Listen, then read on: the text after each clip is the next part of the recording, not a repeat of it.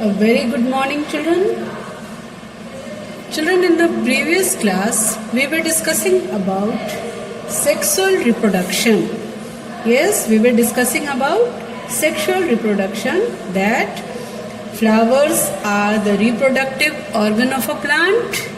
Then the stamens are flower.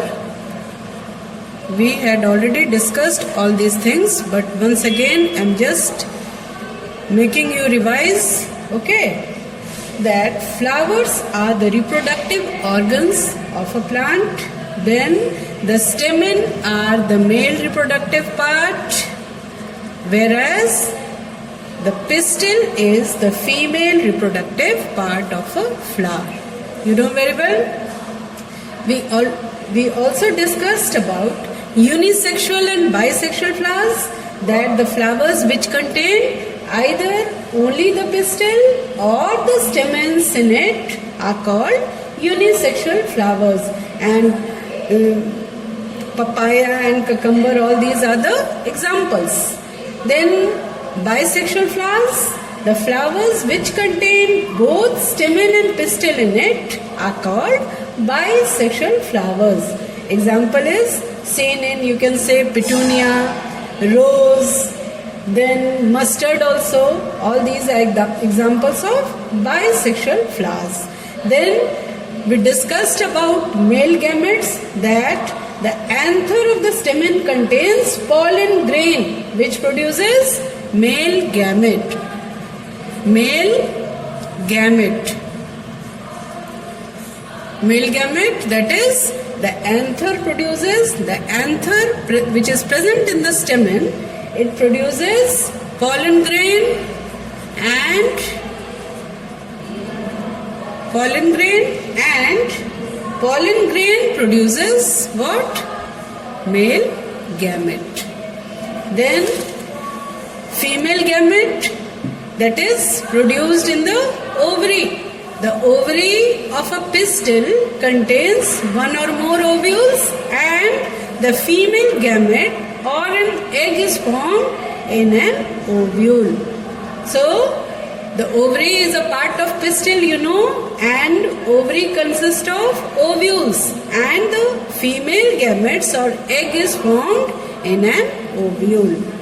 Then we discussed about pollination also, that what happens? The transfer of pollen grain from the anther to the stigma of either of the same flower or different flower of the same plant, or different plants of the same species is called pollination. That is, pollination is of two types. We already discussed in our previous class that pollination is of two types: self-pollination and cross-pollination. And if the pollination reaches on the stigma of the same flower, then it is called self-pollination. And if the pollen of the flower reaches on the stigma of another flower of the same plant, or that of a different plant of the same species, then it is called cross-pollination. See, in the diagram it is given here. See here, in the diagram it is given how the pollen grain, it is an example of self-pollination. See, the transfer is of pollen grain from the anther to the stigma of a same flower. And here you see two flowers are here. When the pollen grains are transferred from the anther of one flower to the stigma of another flower, then it is of the same species. Then it is known as cross-pollination. So these are the diagram of pollination in flower.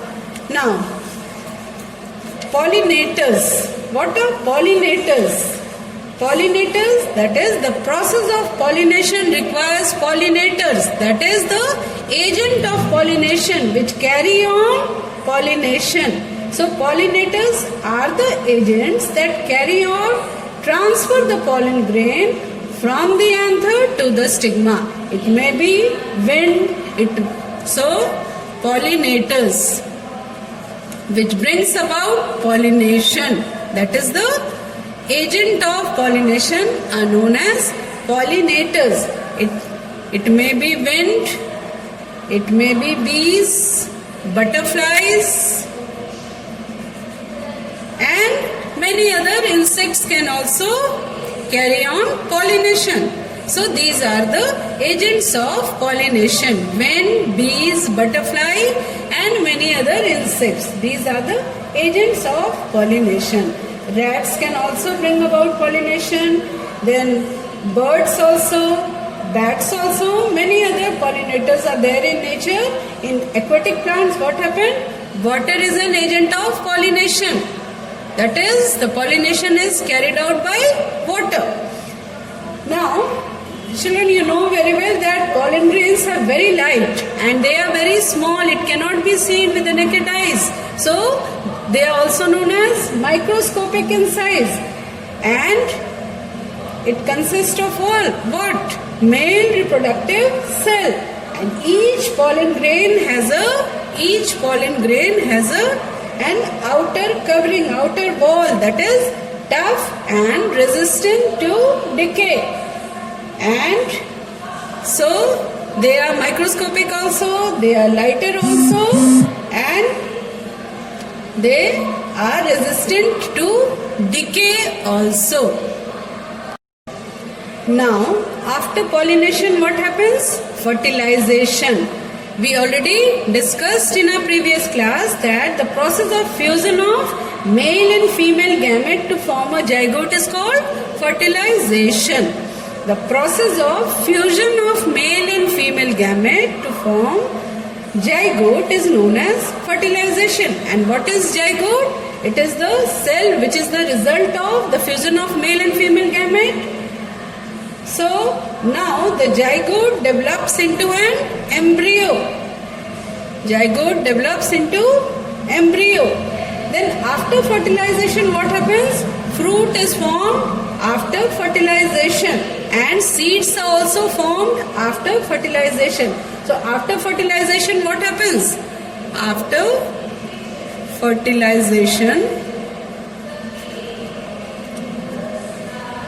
fertilization, the ovule grows into the ovules, which is found where? It is found in ovary. It grows into seed.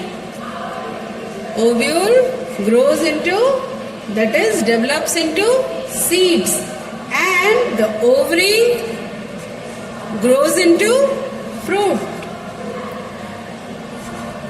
Ovary grows into fruit.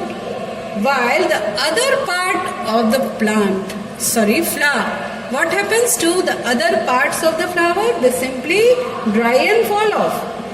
So, and thus fruit is there, which is also known as ripened ovary. And now the seed contains an embryo which is enclosed in a protective seed coat. Okay, children, in this way the fruit and seeds are formed. Now we will switch over to the new topic, that is the seed dispersal. It is seed dispersal. First of all, I think you have studied in class 5 or 6. Okay, the seed dispersal. What is seed dispersal? That spreading of the seeds to different places. Spreading of the seed to different places, that is away from the plant. That is away from the plant is called seed dispersal. Once again, spreading of seeds to different places, that is away from the plant, is called seed dispersal. Now, seed dispersal, why the use of seed dispersal is there? Why seed dispersal is necessary? Seed dispersal is necessary because it helps the plant to, number one, prevent overcrowding. You know what is overcrowding? Suppose that if seeds are not dispersed, then what will happen? If the seeds will not get dispersed, then what will happen? All the plants will grow in a particular area only. And then what will happen? So seed dispersal is very important, because if the seeds are not dispersed, then what will happen? A large number of germinating seedlings can grow very close to the parent plant. And if all the seedlings will grow near the parent plant, then it will create overcrowding. There will be competition for getting light, for getting water, for getting nutrients, all these things. And all these things are very important for the plants to grow and survive. So that's why it is necessary for the seeds to get dispersed. So the seed dispersal helps the plant to prevent overcrowding,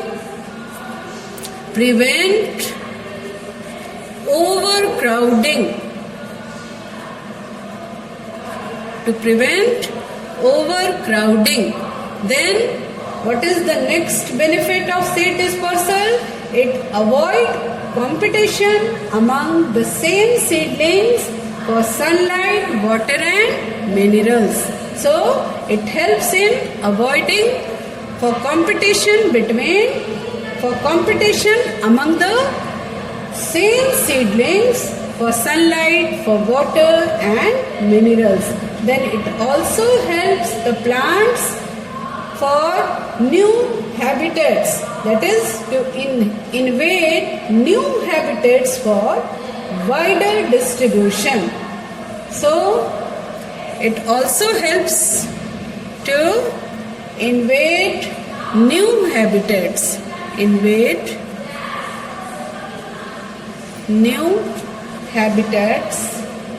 for wider distribution.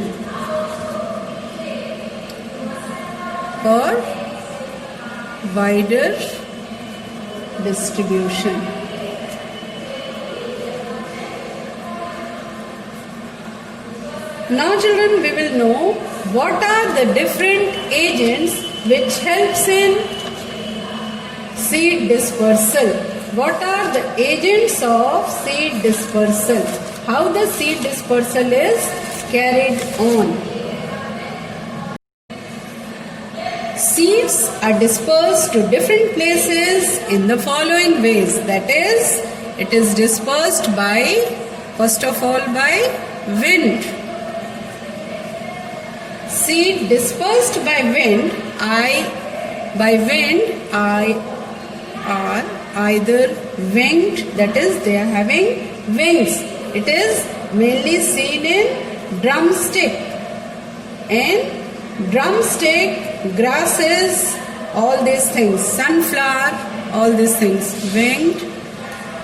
That is, seed dispersal by wind takes place mainly in the grasses, in sunflower, then in drumstick, in grasses, there is the seed is what? The seed is lighter, and in sunflower, in grasses the seeds are lighter, in sunflower the seeds are hairy, and in drumstick the seeds are winged, having wings. Okay. Now, seed dispersal also takes place by water. Seed dispersal also takes place by water. It mainly takes place by fruits which develops near water. Okay, and the example is mainly it is seen in coconut. So, seed dispersed by water develop floating ability. So, why they are dispersed by water? Because they are having floating ability. They are having floating ability. Especially it takes place in the coconut. Then the third one is seed dispersal also takes place with the help of insects and animals. By insects and animals.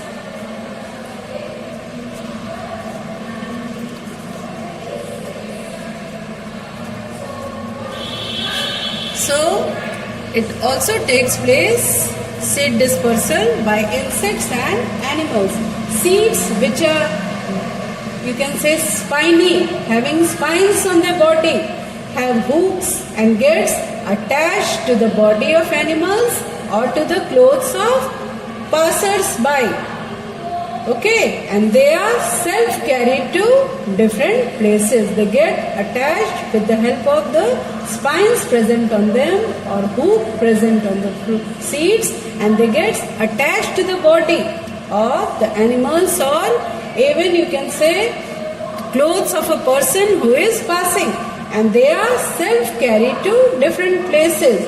It mainly takes place in xanthium and urena.